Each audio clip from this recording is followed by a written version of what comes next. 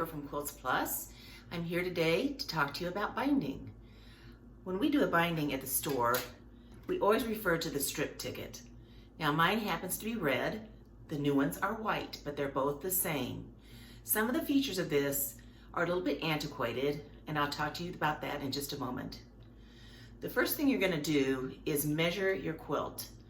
You want to get the measurement going all the way around. So I had a quilt that is 54 by 72. That gives me a measurement of 252 inches. I'm going to look on the strip ticket under the 2 1/4 because that's how big I like my binding to be. And I go down to the one that's closest to 252, and that would be 288. That square is going to be 26 inches. Now the next one up is 220, and that square is 23 inches. So I know that I'm not going to waste a lot of fabric jumping a little bigger size. Like I said, I'm going to use the one for 288, and my quilt is 252. Now I'm going to show you on this strip ticket, before I do it on fabric, that you're going to make a square. You're going to cut it diagonally. You're going to put it right sides together. You're going to sew that seam 1/4 inch across the top and press it open. You're going to lay it wrong side up on your cutting board. You're going to, rather than using a ruler like an old-fashioned school ruler, you're going to use your acrylic ruler. You're going to have it go up the side 2 1/4 inches over. You're going to take your rotary cutter as opposed to scissors, and you are going to slide your rotary cutter up.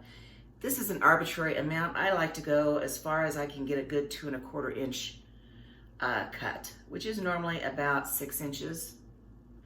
I'm going to turn it right side up with the diagonal going through the center. That cut piece is right up at the top.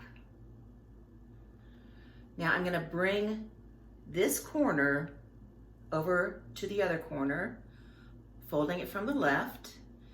Then I'm going to take this piece, I'm going to not touch the part that has been cut, and I'm going to slide it up until it reaches the seam line.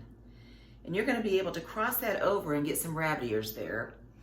And that will be your 1/4 inch amount. And then you're going to sew this seam and press it open.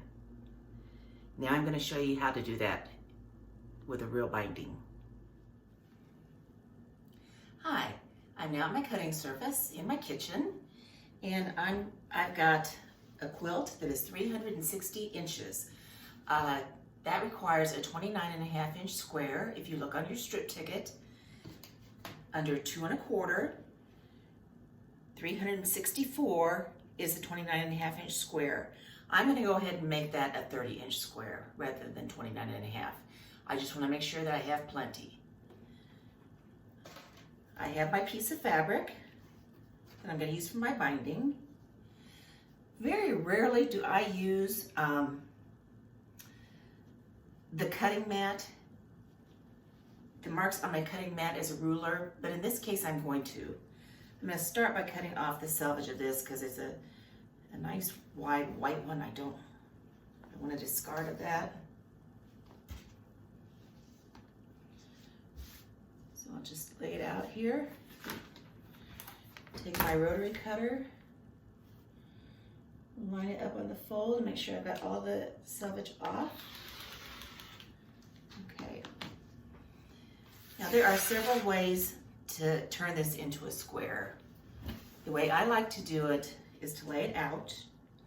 I've got my 30 inches here. They've already been measured out.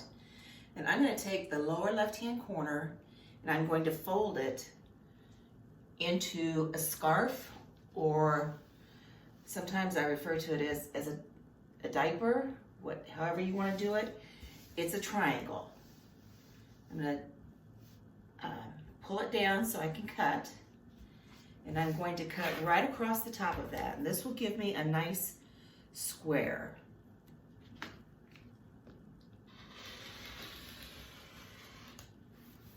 Move my ruler a little bit to get the end of it.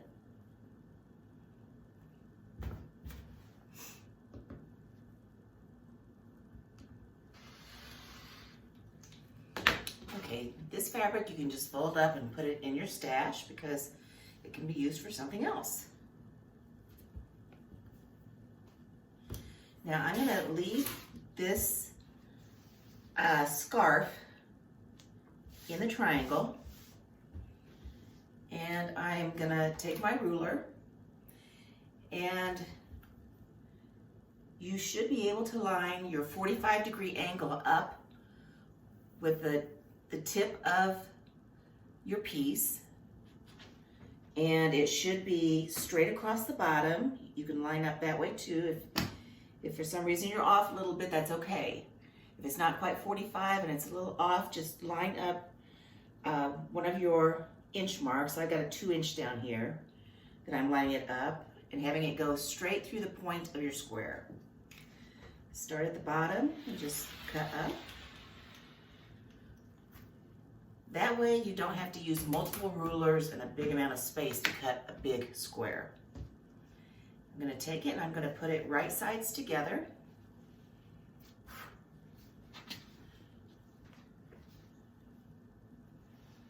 And I'm laying it with the diagonal crossing each other. Just pull it down so you can see how that's working. Okay. And what I'm aiming for by straightening it out, I want a 1/4 of an inch overhang on this little dog ear here. I do not normally pin this. Feel free to pin it. And I'm going to go and sew a 1/4 of an inch seam across this top, and then I'm going to press it open. I'll be back shortly. Hi, this is Amber back again. I have sewn up my 1/4 inch seam and pressed it wide open. I'm now going to lay my binding on my cutting surface. I want to pick the end that has the best 1/4 inch ear on it. Sometimes your square is not quite square and you'll end up with a little bit bigger end on one side.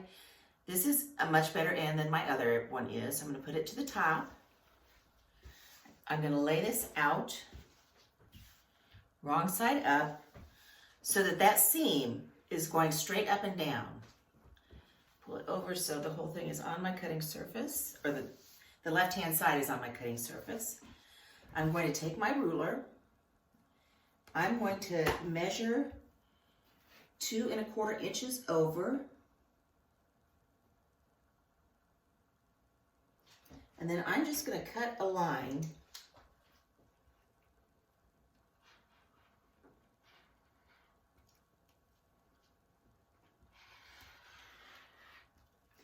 I went up about 11 inches.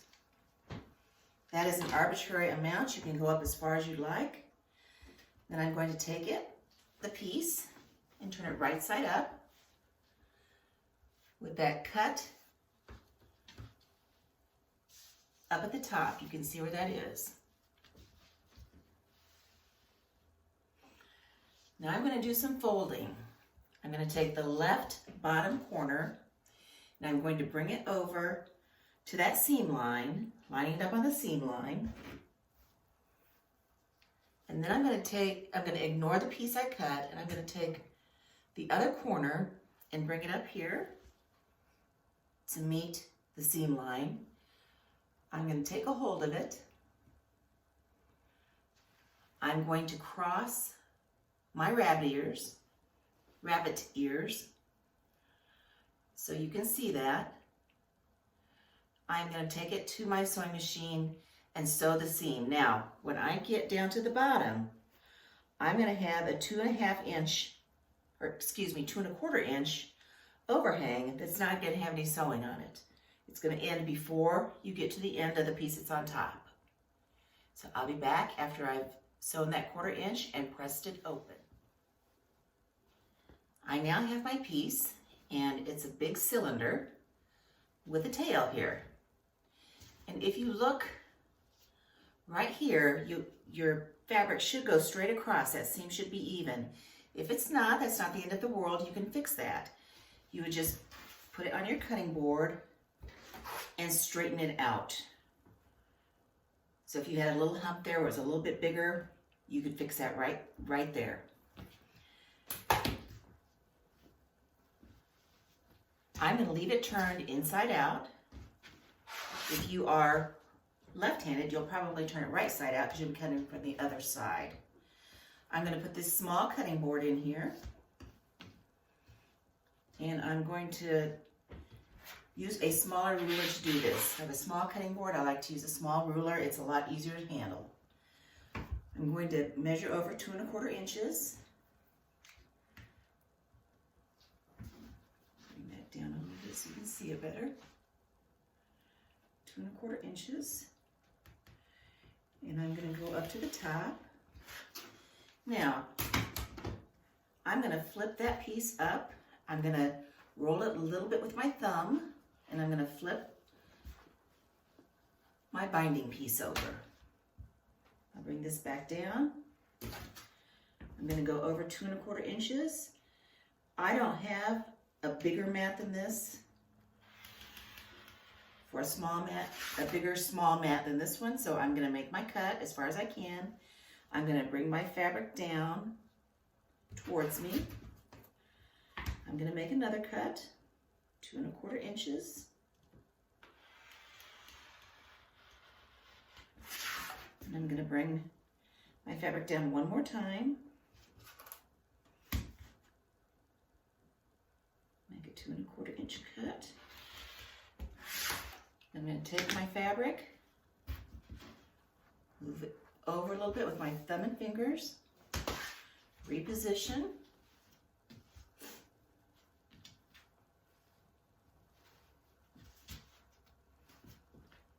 and keep cutting.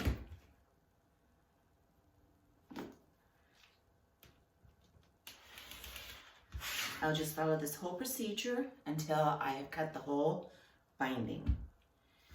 And then I'll be pressing that in half, wrong sides together. So I'll see you in a few minutes, and we'll do that pressing. You can see I had my ironing station set up now. I've got my wool mat. I've gotten rid of my cutting board because I don't want to iron on my wool mat on my cutting board because it will warp it.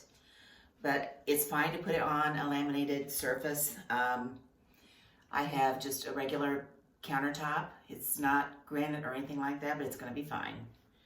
I'm going to lay it wrong side up. I'm going to fold it in half. And I'm just going to start pressing. Pressing it in half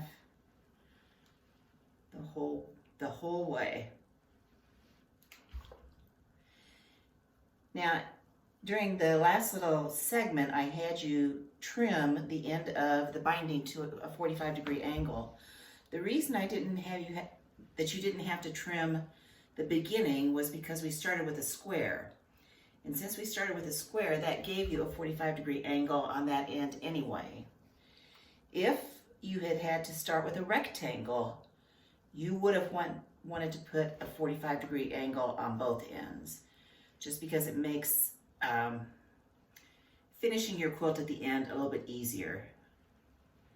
You're used to gauging a 1/4 inch rabbit ear from other parts of quilting, and trying to get a 30-degree angle to work out is just a little trickier. So I always just start with a 45-degree angle on the end that I start with. All right, I am going to go off camera to finish this, and then we're going to start putting it on the quilt.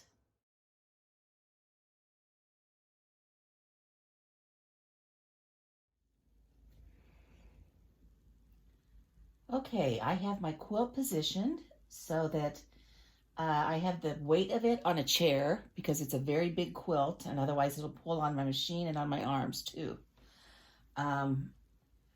I always like to leave a tail, and this is probably an 8-inch tail. And I start close to a corner. And the reason I do that is when I end, I want a big enough area that I can put this on top of the piece that's coming down towards me, lay that on top, and that's how I do my ending. And I'll show you that when we get there. But I start with about an 8-inch tail, and I'm going to start close to a corner. So I'm going to slide it up here. Drop my feed dogs, or drop my foot, my presser foot. And I've got my machine set at 1/4 of an inch. So I'm just going to sew around this corner.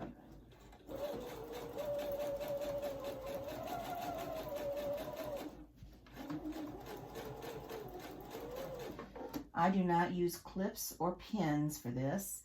At the very end, I may put a couple pins in just to make sure nothing stretches, but I don't do that until the very end. And as I get close to the corner, I know that I'm going to quit sewing and back tack 1/4 of an inch away from that corner. So I'm pretty good at guesstimating that quarter. I'm going to stop right here. I'm going to back tack.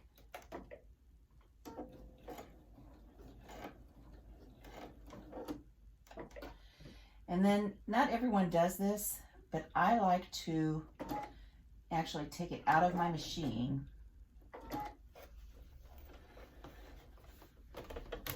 and turn it. A lot of people will leave the thread in and it'll make a little loop, and that is fine. That is personal preference. But I feel like I have more control over my corner this way. I am going to take a hold of my binding about an inch away from the edge, and I'm going to bend it up. And my whole point here, let me see if I can put that on the white so you can see it better, is to have a fold going at a 45-degree angle up to the corner, which means the raw edge of the binding is even with the raw edge of the quilt. So I've got that folded, and now I'm going to take it, put my finger right up at the top of the binding that I just turned the corner on, hold it, and go back down. This gives you a nice little fold in there, and that's going to make a wonderful 45-degree angle when we turn it right side out to begin stitching. Now I'm going to slide it back over.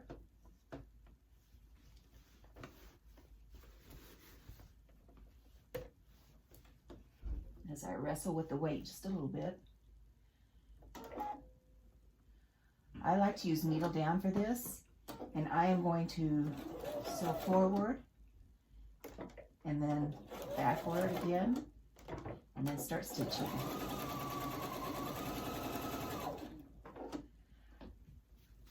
That was the only little trick I wanted to show you about for turning a corner. I'll be back with you at the end so I can show you how to end the quilt.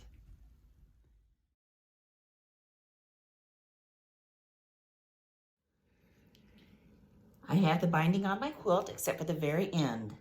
This was the tail that I started with, and this is what I have left. I'm going to take what I have left and just make sure it's nice and smooth going down. I'm going to pin it out of the way. I'm going to open it up. And put a pin in it.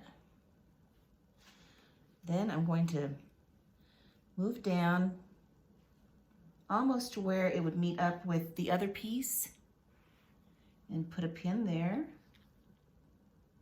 Actually, I'm going to pin it out of the way. I'm going to bend this up so it's not in the way of my beginning piece. I'm going to stretch the beginning piece out, and I'm going to open it up. I'm going to take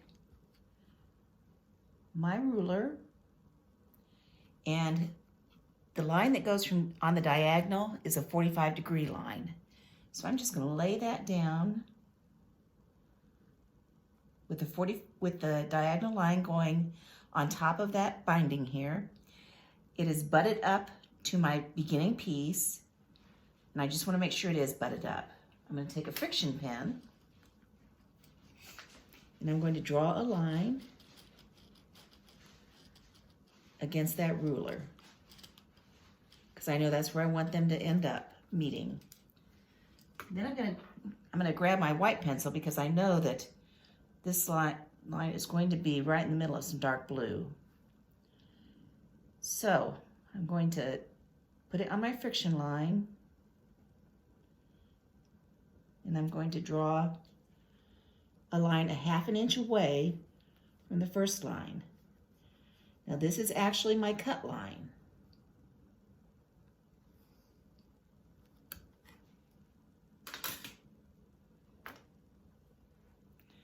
If you wanted to slide a little mat under here and use a rotary cutter, you could. I'm not going to do that. I'm just going to take a pair of scissors and I'm going to cut on the second line I drew, which in my case is the white line. It's a 1/2 inch away from the beginning line. What that does is gives me a 1/4 inch leeway on both sides. So I'm going to gather my fabric or my quilt up and pinch it. And I'm going to put a pin in that. So it's held together.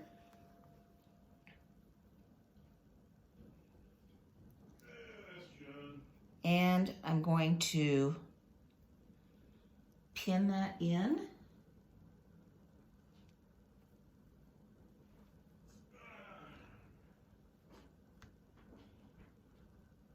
And I'm going to sew a 1/4 inch away from my edge.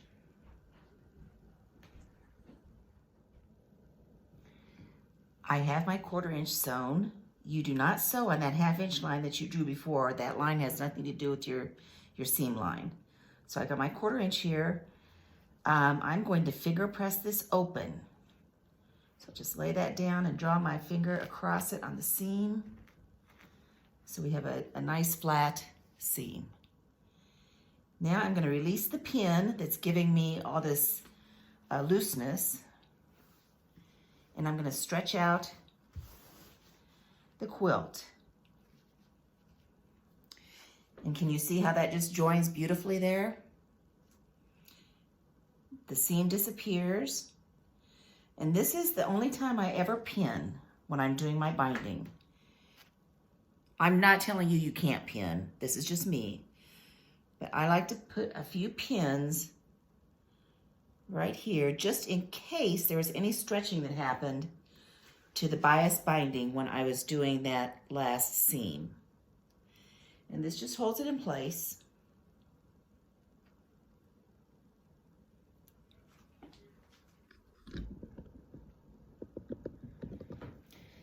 Now I can take that back to my sewing machine, finish that last seam that's only about 10 inches long, and my quilt is ready to hand stitch.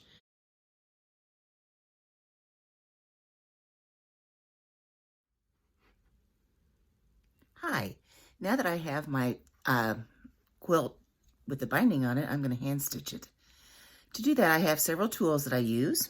Of course, I have my hand sewing needle right here. I have my needle threader to help me thread the needle. I have a little cutter. That's what it's called, a cutter. Now mine happens to be bejeweled. The ones that we sell at the store are not. I just got handy with a little glue gun one day and put jewels on it, so it's pretty. And I also have my light, which helps me see while I'm sewing. This is called a beam and read. And as you can see, there are 6 lights. I can do an option where there are only 3. But most of the time, I like a nice bright light going on. So I'm gonna leave it at 6. I'm gonna start by threading my needle.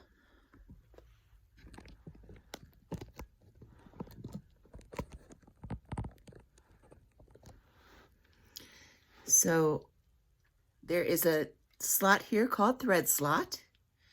There is a slot called cutter. And there's the needle slot at the very top. I'm going to put the needle in with the eye down. I'm going to take my thread and put it in the thread slot. I'm going to put just a little bit of pressure on that. I'm going to plunge. Bring up my needle. And I have a nice threaded needle. Let me put that against here so you can see that it is threaded. I'll go ahead and pull that through.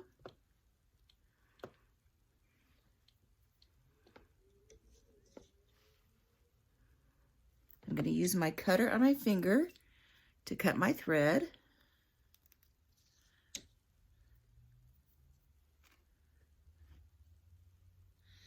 And I'm going to knot that needle, or knot that thread, by going around my finger one time, and then I'm going to roll my thumb. And that creates a twist, and then I'm going to pull, and I have a nice knot that will work just fine.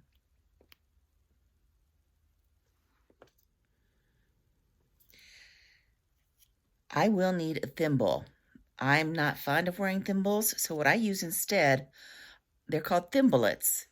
Now these are adhesive moleskin pieces. There are 12 in a package, and you just take one off. These are reusable. I always put it right on my middle finger, right like this. That way I can push my needle with it.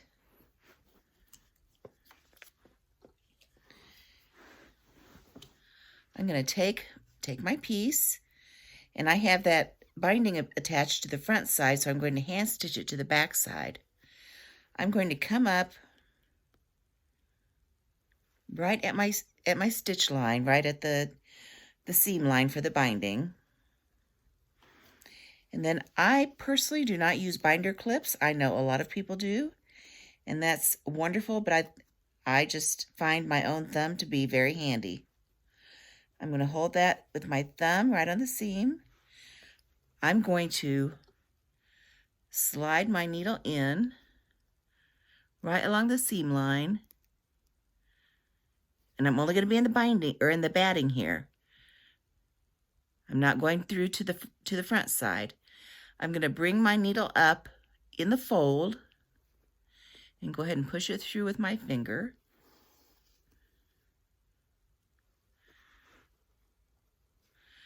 And it's okay that it unfolds a little bit until you get a couple stitches in. That's going to happen.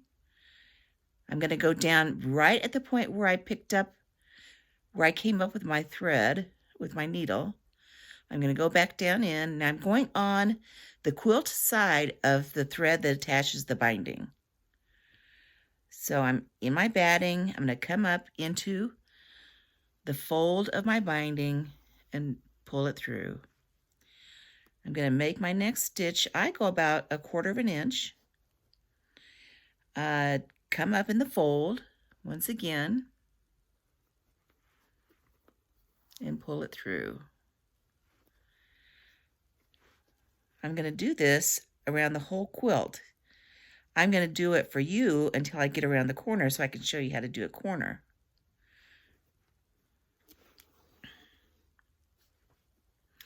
This is a bigger needle than I would normally use to do binding.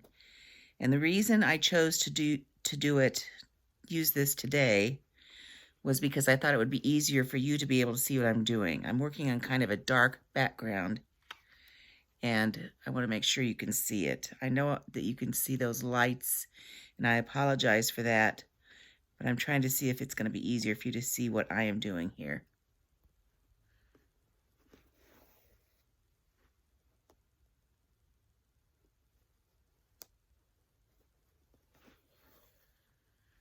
I just go right where I came up with the thread, but on the other side on the quilt side of my line.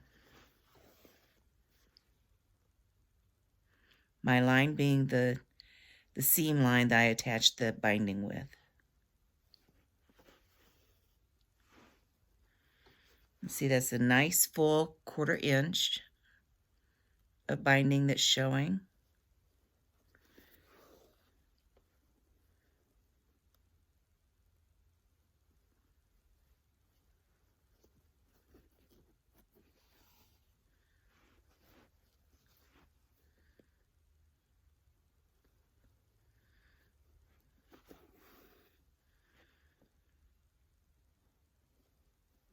And I just use that thimble the whole time to do the pushing of my needle.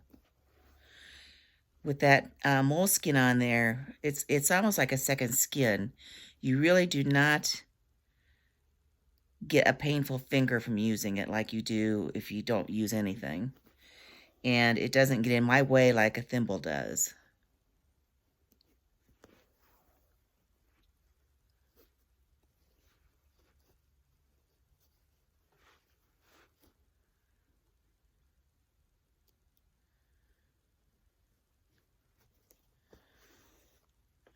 The nice thing about the beam and read is if I'm in the living room and my husband is trying to watch TV, he complains because I have a nice light that sits beside me on the couch, but if I put it the way I need it to sew, it goes right in his eyes. So I have found that this works perfectly for both of us. Okay, I have some long threads here I need to clip. I'm going to take my cutter here and just slice those off.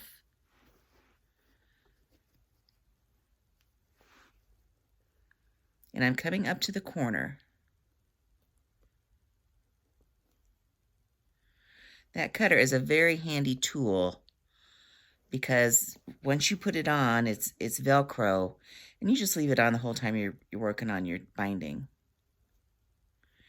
Now I'm going to follow this line straight up to the end of the quilt so that it's actually attached beyond where it crosses over the other binding in the corner. So I'm right at the top right now. I'm going to turn my corner this way, and I'm going to put my thumb right up here at the top of the quilt so I can hold it in place while I bring that binding down. And if you look at that, I have a beautiful 45-degree angle going there. I am just going to take my needle and take a couple stitches in that corner.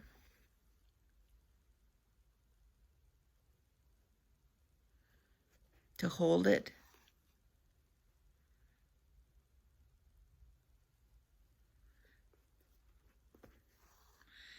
And then I'm going to go from the side I was just on to the new side and start working my way across.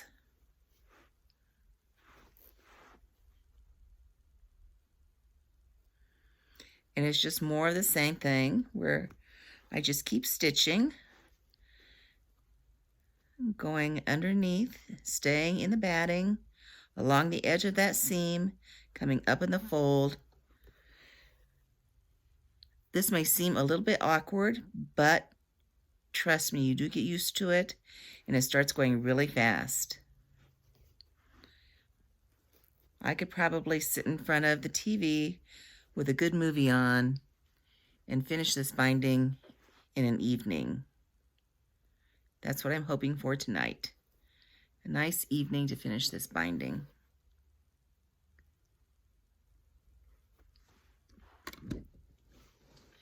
This is Amber. I hope you've enjoyed this tutorial. I hope you found it handy and helpful. If you have any questions at all, give me a call at Quilts Plus 269-383-1790. I'd be happy to walk you through it. Have a nice evening. Bye-bye.